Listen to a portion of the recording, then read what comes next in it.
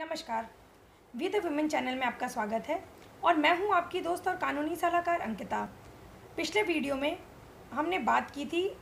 Crime against children यानी बच्चों के प्रति अपराधों की, और उसी श्रृंखला में आज हम दूसरी कड़ी लेकर आए हैं। पिछले वीडियो में हमने बात की थी पॉस्को एक्ट की। आज हम बात करेंगे juvenile justice care and protection act, जिसको हम जेजे एक्ट के भी नाम से जानते हैं। आखिर हम आज यह जानेंगे कि इस एक्ट के अंदर ऐसे कौन कौन से सरकमस्टांसेस हैं, ऐसे कौन कौन से कंडीशंस हैं जिसके तहत जेजे एक्ट बच्चों पे लागू किया जा सकता है। तो बेसिकली जेजे एक्ट में दो प्रकार से बच्चों को विभाजित किया गया है। पहला, वह बच्चे जो कि इन कन्फ्लिक्ट विद लॉ हैं, यानी जिन्होंने कोई कानूनी अपराध किया है, और दूसरा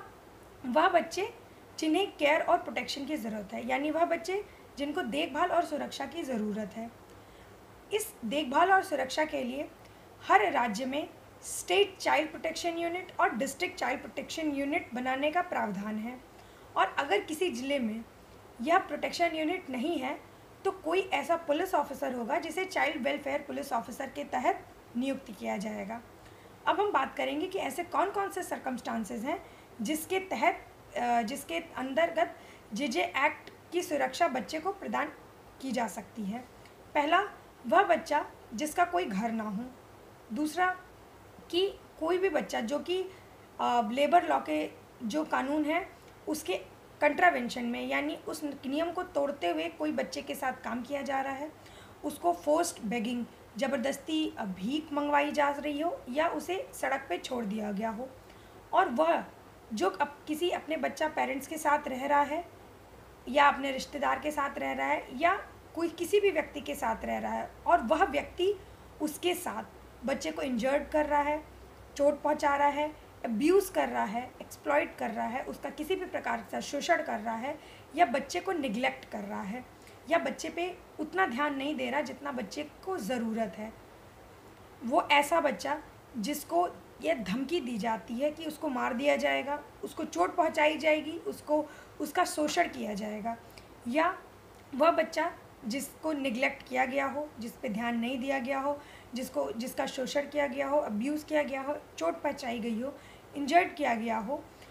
और यह इंजर्ड करने वाला चाहे उसका अपना पेरेंट ही क्यों ना हो, तो भी उसको खिलाफ जेजे एक्ट के अंतर्गत एक्शन लिया जा सकता है। और वह बच्चा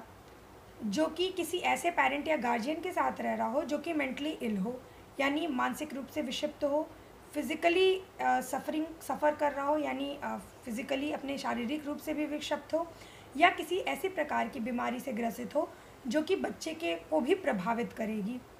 इसके बाद ऐसा बच्चा ऐसे पेरेंट्स और गार्जियन के साथ रह रहा हो जो कि बोर्ड के द्वारा अनफिट पाए गए हों, या ऐसा बच्चा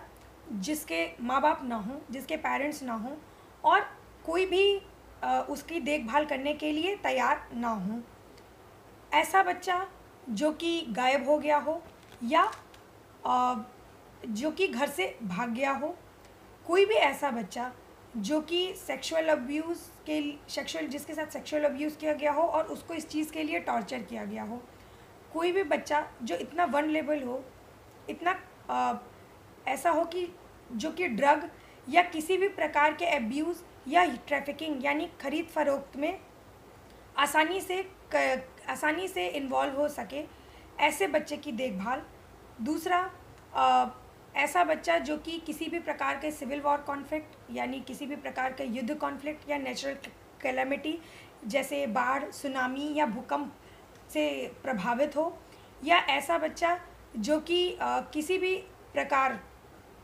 उस पर यह खतरा मंडरा रहा हो कि उसकी चाइल्ड मैरिज कर दी जाएगी। प्रोहिबिशन ऑफ चाइल्ड मैरिज पे भी मैंने एक अलग वीडियो बनाया है। तो ये सारे जो कैटेगरी हैं, इस प्रकार का कोई भी कैटेगरी में अगर बच्चा आता है तो उसको जुवेनाइल जस्टिस एक्ट के अंतर्गत सुरक्षा और केयर प्रदान की जाएगी। अब यह सुरक्षा और केयर कैसी होगी इसको हम नेक्स्ट वीडियो में बताएंगे, पर फ़िलहाल हम यह जानें कि कोई भी व्यक्ति अगर जुवेनाइल जस्टिस एक्ट के विरोध में काम करता पाया जाएगा, यानी जो भी इन बच्चों के ऊपर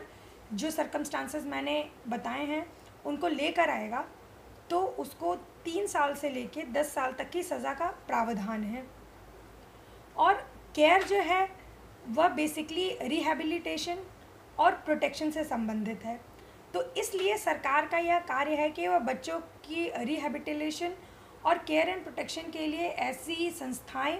ऐसी जगहें उपलब्ध कराएं जहां बच्चों को सुरक्षित और ऐसा वातावरण प्रदान किया जा सके जहां वो हंसी खुशी बिना किसी अगर वो ऐसे बच्चे हैं जिनको कोई और देखने लायक नहीं है, तो राज्य अपनी सुरक्षा के अंतर्गत उन बच्चों को सुरक्षित वातावरण प्रदान करे ताकि वह अच्छे से डेवलप हो सकें। हम